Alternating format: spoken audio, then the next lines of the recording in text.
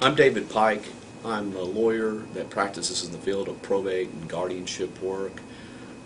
I've been licensed in practicing law for approximately 25 years now.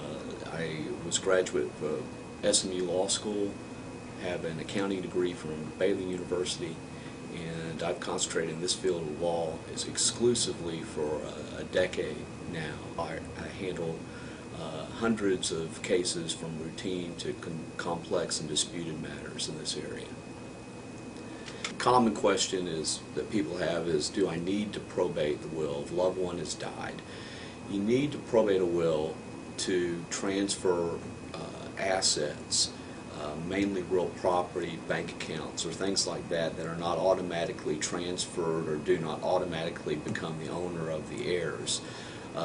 Real property is almost always required to go through probate.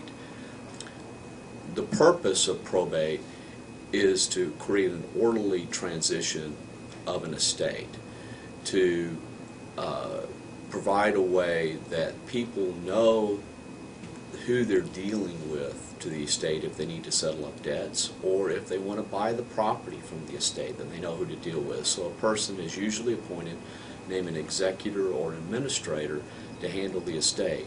So it's a very logical process, and thankfully in Texas it's an easy and streamlined process.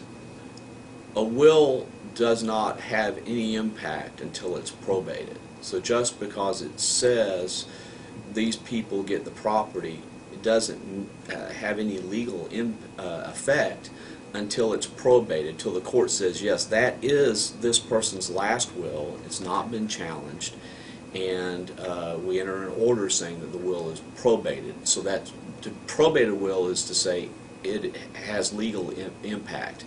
And so you can't just read the will and say, well, it transfers the assets. If you take a will to a bank and say, give this money to me, they will decline. They will ask for letters, meaning letters testamentary or letters of administration. And that's what you get when you probate a will. I mean, by and large, most of the probates I file are uncontested. We probate the will, nobody contests the will. We get an order that the will is admitted to probate, and the person that's named in the will as executor is appointed as executor, and they get letters testamentary, which is a document from the clerk that evidences that this is who I am.